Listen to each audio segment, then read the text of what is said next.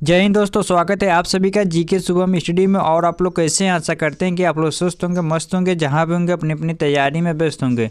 दोस्तों आज हम लोग इस वीडियो में कवर करने वाले हैं टॉप 25 क्वेश्चन, जो कि एग्जाम की दृष्टि से देखा जाए काफ़ी इंपॉर्टेंट क्वेश्चन है। कई वर्षों से एग्जाम में भी लगातार पूछा जा रहा है। आप लोग से एक निवेदन है कि वीडियो को एंड तक जरूर देखिएगा। यदि आप लोग चैनल पर नए हो तो चैनल को सब्सक्राइब जरूर कर लें। तो चलिए बिना देर किए स्टार्ट करते हैं। आज का पहला क्वेश्चन है, भारतीय संविधान सभा का गठन किसके तहत हुआ था? तो दोस्तों जो भारतीय संविधान सभा का गठन हुआ था वह किसके तहत हुआ था, उसी को आपको बताना है। आपका ऑप्शन है कैबिनेट मिशन योजना, माउंटबेटन योजना, क्रिप्स मिशन, फिर साइमन कमीशन। तो याद रखिएगा आपका राइट आंसर जाएगा ऑप्शन है कैबिनेट मिशन योजना। तो कैबिनेट मिशन योजना भारतीय संविधान सभा का गठन हुआ था। तो याद रखिएगा दोस्तों ऑप्शन ए को लॉक कर लेते हैं। चलिए अगला क्वेश्चन देखते हैं। काफ़ी इंपॉर्टेंट क्वेश्चन है, फॉरवर्ड ब्लॉक की स्थापना किसने की थी?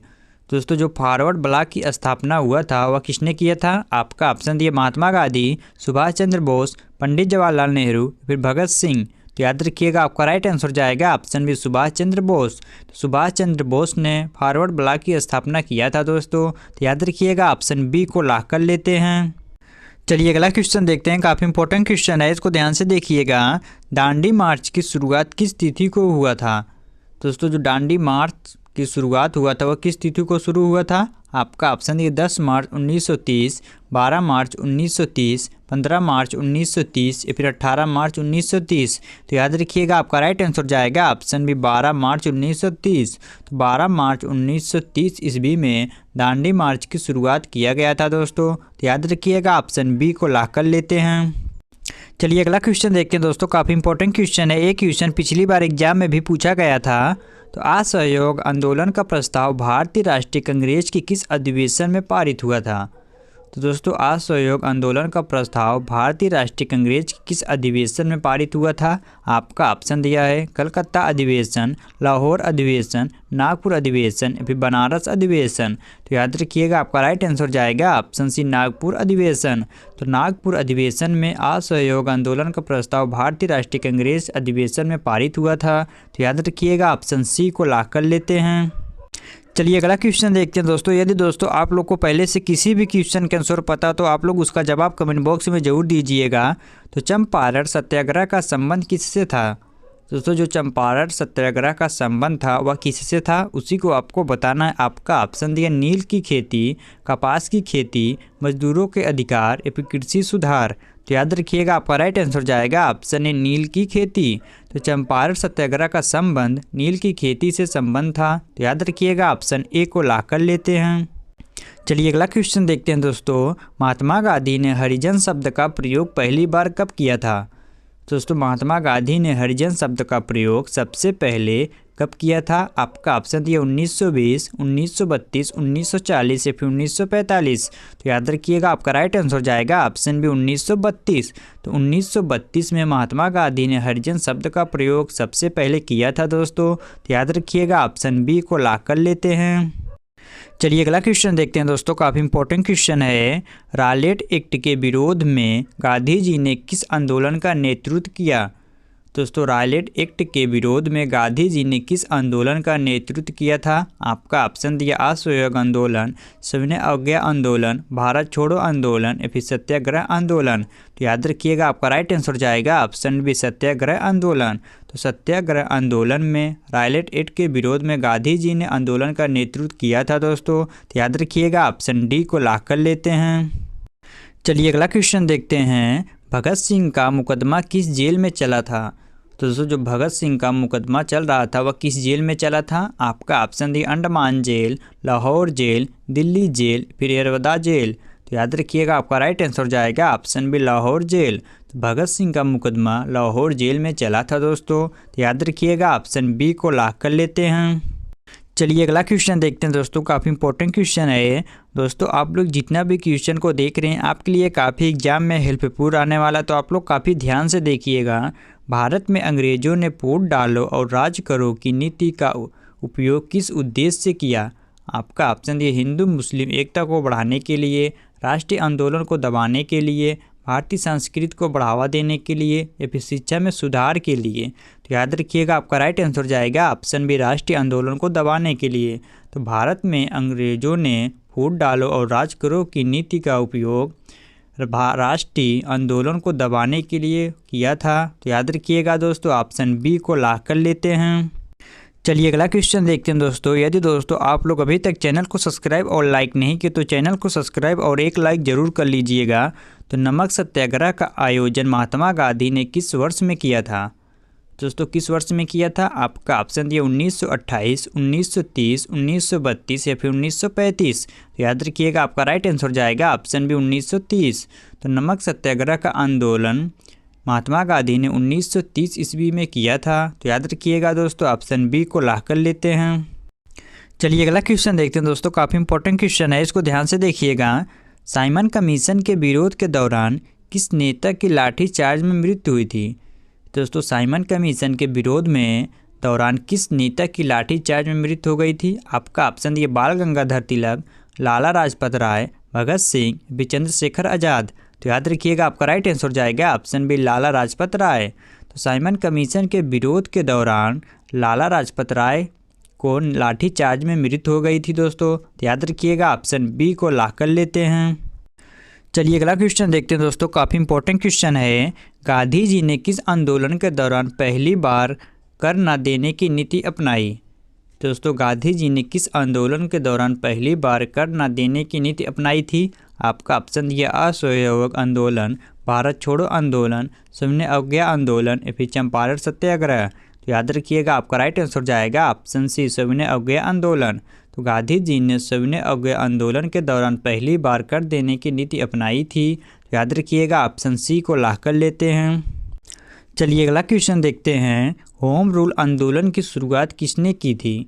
दोस्तों जो होम रूल आंदोलन की शुरुआत था वह किसने किया था? आपका ऑप्शन दिए महात्मा गांधी, एनी बेसेंट और बाल गंगाधर तिलक, लाला लाजपत राय या फिर सुभाष चंद्र बोस। तो याद रखिएगा आपका राइट आंसर जाएगा ऑप्शन बी, एनी बेसेंट और बाल गंगाधर तिलक।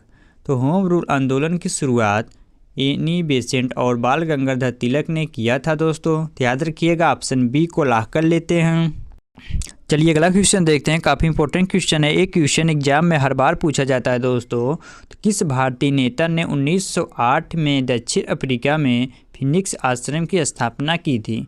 आपका ऑप्शन दिए दादा भाई नौरोजी, महात्मा गांधी, सुभाष चंद्र बोस या फिर रविंद्रनाथ टैगोर। तो याद रखिएगा आपका राइट आंसर जाएगा ऑप्शन बी, महात्मा गांधी। तो महात्मा गांधी ने भारतीय नेता 1908 में दक्षिण अफ्रीका में फिनिक्स आश्रम की स्थापना किया था। तो याद रखिएगा दोस्तों ऑप्शन बी को लॉक कर लेते हैं। चलिए अगला क्वेश्चन देखते हैं। काफ़ी इंपॉर्टेंट क्वेश्चन है। किसे भारत का लोहे का आदमी कहा जाता है? दोस्तों किसे भारत का लोहे का आदमी कहा जाता है? आपका ऑप्शन दिए सुभाष चंद्र बोस, पंडित जवाहरलाल नेहरू, सरदार वल्लभ भाई पटेल या फिर भगत सिंह। तो याद रखिएगा आपका राइट आंसर जाएगा ऑप्शन सी, सरदार वल्लभ भाई पटेल। तो सरदार वल्लभ भाई पटेल को भारत को लोहे का आदमी कहा जाता था दोस्तों। तो याद रखिएगा ऑप्शन सी को लॉक कर लेते हैं। चलिए अगला क्वेश्चन देखते हैं दोस्तों। स्वदेशी आंदोलन का मुख्य उद्देश्य क्या था? तो दोस्तों आप लोग को पता तो आप लोग इसका जवाब कमेंट बॉक्स में ज़रूर दीजिएगा। तो स्वदेशी आंदोलन का मुख्य उद्देश्य क्या था? आपका ऑप्शन दी विदेशी वस्त्रों का बहिष्कार, भारतीय वस्त्रों का प्रचार, विदेशी सामान की बिक्री, भारतीय शासकों का समर्थन। तो याद रखिएगा आपका राइट आंसर जाएगा ऑप्शन ए, विदेशी वस्त्रों का बहिष्कार। तो स्वदेशी आंदोलन का मुख्य उद्देश्य विदेशी वस्त्रों का बहिष्कार था दोस्तों। तो याद रखिएगा ऑप्शन ए को लॉक कर लेते हैं। चलिए अगला क्वेश्चन देखते हैं दोस्तों। काफ़ी इंपॉर्टेंट क्वेश्चन है। 1916 में लखनऊ समझौते किन दो गुटों के बीच हुआ था? आपका ऑप्शन दिए कांग्रेस और मुस्लिम लीग, कांग्रेस और ब्रिटिश सरकार, मुस्लिम लीग और ब्रिटिश सरकार या फिर कांग्रेस और क्रांतिकारी। तो याद रखिएगा आपका राइट आंसर जाएगा ऑप्शन ए, कांग्रेस और मुस्लिम लीग। तो कांग्रेस और मुस्लिम लीग के बीच 1916 में लखनऊ समझौते गुटों के बीच हुआ था दोस्तों। तो याद रखिएगा ऑप्शन ए को लॉक कर लेते हैं। चलिए अगला क्वेश्चन देखते हैं दोस्तों। काफ़ी इंपॉर्टेंट क्वेश्चन है, इसको ध्यान से देखिएगा। जालियांवाला बाग नरसंहार का बदला लेने वाले क्रांतिकारी कौन थे? आपका ऑप्शन दिए भगत सिंह, चंद्रशेखर आज़ाद, उधम सिंह या फिर बटुकेश्वर दत्त। तो याद रखिएगा आपका राइट आंसर जाएगा ऑप्शन सी उधम सिंह। तो उधम सिंह ने जालियांवाला बाग नरसंहार का बदला लेने का वाले क्रांतिकारी थे। तो याद रखिएगा ऑप्शन सी को लॉक कर लेते हैं दोस्तों। चलिए अगला क्वेश्चन देखते हैं दोस्तों, काफ़ी इंपॉर्टेंट क्वेश्चन है। क्रांतिकारी गतिविधियों के लिए प्रसिद्ध पत्रिका यंग इंडिया के संपादक कौन थे? आपका ऑप्शन दिए महात्मा गांधी, बाल गंगाधर तिलक, सुभाष चंद्र बोस या फिर लाला लाजपत राय। तो याद रखिएगा आपका राइट आंसर जाएगा ऑप्शन है महात्मा गांधी। तो क्रांतिकारी गतिविधियों के लिए प्रसिद्ध पत्रिका यंग इंडिया के संपादक महात्मा गांधी ही थे। तो याद रखिएगा दोस्तों ऑप्शन ए को लॉक कर लेते हैं। चलिए अगला क्वेश्चन देखते हैं दोस्तों, भारत में इंडियन नेशनल कांग्रेस की स्थापना कब हुआ था? आपका ऑप्शन दिया 1885, 1895, 1905 या फिर 1920। तो याद रखिएगा आपका राइट आंसर जाएगा ऑप्शन है 1885। तो 1885 ईस्वी में भारत में इंडियन नेशनल कांग्रेस की स्थापना हुआ था दोस्तों। तो याद रखिएगा ऑप्शन ए को लॉक कर लेते हैं। चलिए अगला क्वेश्चन देखते हैं, जालियांवाला बाग हत्याकांड किस तारीख को हुआ था? दोस्तों जो जालियांवाला बाग हत्याकांड था वह किस तारीख को हुआ था? आपका ऑप्शन दिया 10 अप्रैल 1919, 13 अप्रैल 1919, 15 अप्रैल 1919 या फिर 17 अप्रैल 1919। तो याद रखिएगा आपका राइट आंसर जाएगा ऑप्शन बी 13 अप्रैल 1919।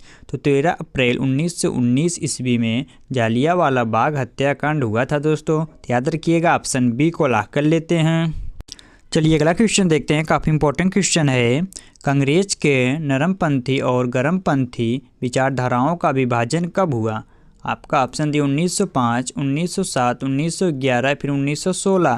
तो याद रखिएगा आपका राइट आंसर जाएगा ऑप्शन बी 1907। तो 1907 ईस्वी में कांग्रेस के नरमपंथी और गरमपंथी विचारधाराओं का विभाजन हुआ था दोस्तों। तो याद रखिएगा दोस्तों ऑप्शन बी को लॉक कर लेते हैं। चलिए अगला क्वेश्चन देखते हैं, काफ़ी इंपॉर्टेंट क्वेश्चन है, इसको ध्यान से देखिएगा। 1922 में चोरी चौरा की घटना के बाद गांधी जी ने किस आंदोलन को वापस लिया था? आपका ऑप्शन दिया असहयोग आंदोलन, सविनय अवज्ञा आंदोलन, भारत छोड़ो आंदोलन, फिर स्वदेशी आंदोलन। तो याद रखिएगा आपका राइट आंसर जाएगा ऑप्शन ए असहयोग आंदोलन। तो 1922 में चोरी चौरा की घटना के बाद गांधी जी ने असहयोग आंदोलन को वापस ले लिया था दोस्तों। तो याद रखिएगा ऑप्शन ए को लॉक कर लेते हैं। चलिए अगला क्वेश्चन देखते हैं दोस्तों, भारतीय स्वतंत्रता संग्राम के दौरान इंडियन नेशनल आर्मी का आदर्श वाक्य क्या था? आपका ऑप्शन दिया जय जवान जय किसान, वंदे मातरम, जय हिंद, फिर सरफरोशी की तमन्ना। तो याद रखिएगा आपका राइट आंसर जाएगा ऑप्शन सी जय हिंद। तो भारतीय स्वतंत्रता संग्राम के दौरान इंडियन नेशनल आर्मी का आदर्श का वाक्य जय हिंद ही था। तो याद रखिएगा दोस्तों ऑप्शन सी को लॉक कर लेते हैं। चलिए अगला क्वेश्चन देखते हैं दोस्तों, और आज का लास्ट क्वेश्चन है, 1927 में साइमन कमीशन का बहिष्कार क्यों किया गया? तो दोस्तों जो 1927 में साइमन कमीशन का बहिष्कार हुआ था वह क्यों हुआ था उसी को आपको बताना है। आपका ऑप्शन दिया है, इसमें कोई भारतीय सदस्य नहीं था, या अंग्रेजों के समर्थक में था, या भारत की स्वतंत्रता के खिलाफ था, या फिर यह स्वदेशी आंदोलन के विरोध में था।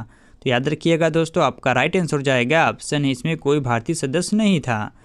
तो 1927 में साइमन कमीशन का बहिष्कार इसलिए हुआ था दोस्तों क्योंकि इसमें कोई भारतीय सदस्य नहीं था, इसीलिए इसका बहिष्कार किया गया था दोस्तों। तो याद रखिएगा ऑप्शन ए को लॉक कर लेते हैं।